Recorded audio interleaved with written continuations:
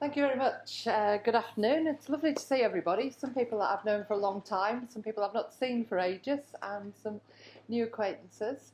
For those of you who don't know me, I'm Claire Johnson. I'm the Professional Development Manager for the Career Development Institute.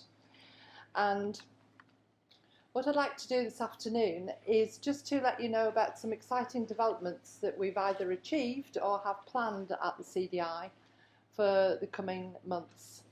And I know that Tony in his lecture will look back on what has happened in the sector, but we'll also look forward. And one of the roles of the CDI is to help the sector to move forward and take those next important steps.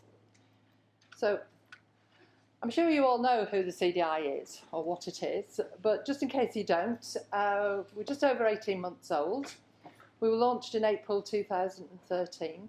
And we're the UK-wide professional body for the career development sector. And currently we've got about 4,316 members, something like that at the latest count. And they cover the entire career development sector. So we're not just a body that looks simply to the career guidance part of the sector, but we cover careers teachers, advisors, coaches, talent managers, career managers, and in all aspects of where those services are delivered, be those public, private or voluntary.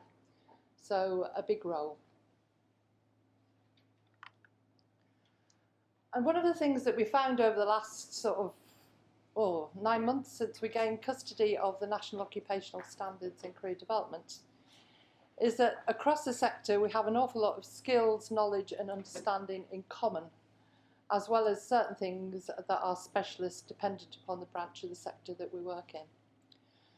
And what I'm delighted to tell you is that following consultations left, right and centre across the 4 nations with expert reference groups, working groups, online consultations, that the National Occupational Standards were finally approved on Monday of this week.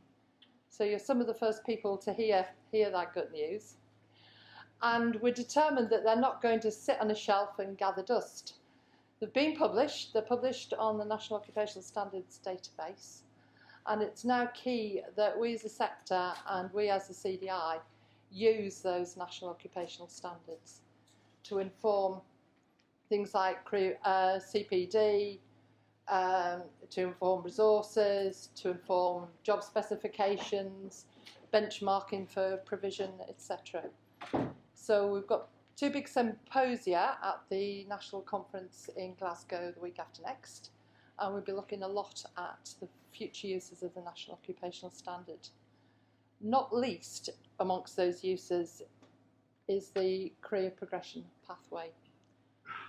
It's always struck me as a little bit ironic that for a sector that spends much of its daily life advising people as to their particular career pathways, be it in the construction industry, zoology or anything else, that we ourselves have never had a properly formed career progression pathway. Yet we do have an awful lot of qualifications and we have an awful lot of service points as well, different levels of provision. And it's important for the sector that people who work in it know how they can progress through it. But equally it's important for employers to know what types of qualifications are needed at what particular level for different roles that are performed. So we've got a very strong draft version of the career development sector progression pathway, which we'll be again consulting upon at the National Conference and then beyond over the coming months. And that will inform people about the different qualification routes, different salary levels, different locations, etc. So it'll become hopefully a very useful tool for the sector. One of the things with the progression pathway is it shows how people can achieve the qualification requirement to join the UK Register for Career Development Professionals.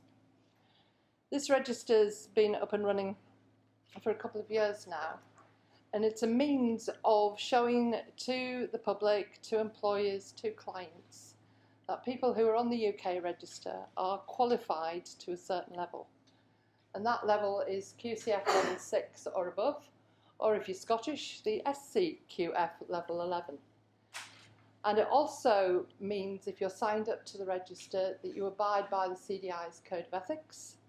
The update of the Code of Ethics was just launched on the 1st of October. And importantly, that you reflect on a minimum of 25 hours continuous professional development a year. Because none of us would expect to go to the doctors and not think that they'd updated their CPD since they qualified.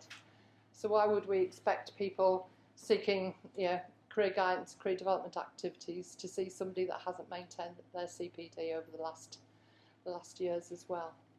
So the register is becoming increasingly important. We've got 1,000 people just over on the register to date. We've got career services who have signed up their staff to the register, and it's becoming something that employers are beginning to ask for when they advertise with us. So again, it's something to develop and celebrate for the future. In January, we'll be producing a directory of career development providers. This will be a digital online directory, and it will list the providers of career development services across the UK. And it will list also those career development services who have practitioners who are on the register, and also sole providers who are on the register. So again, it will be somewhere that employers can go to, schools, colleges, etc., to find who is offering quality provision.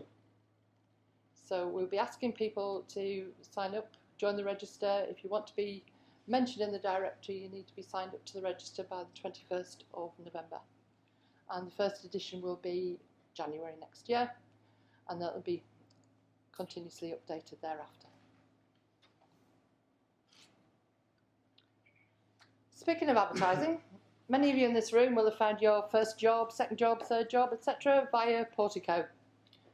Back in my day, it was paper-based and it used to be pinned up in the notice board in the kitchen in the office. Since then, it's evolved. It's now emailed to people every fortnight. From November, it will be a full-blown, all singing, all dancing job board, and it will contain all career development sector jobs. So it will be the place to go to look for a job, rather than thinking that you might have to look in Portico or Times Z or The Guardian or anywhere else. It'll all be in one place. So that's been launched at annual conference in November. Speaking of which, and very nearly finally, annual conference is in Glasgow this year. Themes are international perspectives on career development, labour market information, and training skills in the future of work.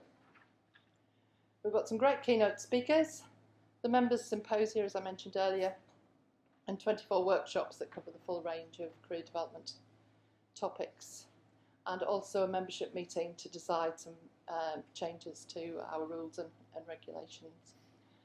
And conference dinner and the UK Career Development Awards are part of all of that as well.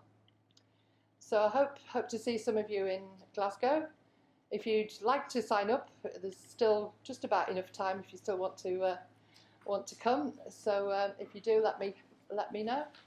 And just remains for me to pass on the CDI's best wishes to Tony for a long, fruitful, happy and cricketing retirement. And thank you very much. And if anybody has any questions, then I'll be around for the rest of the afternoon and very happy to answer them. Thank you.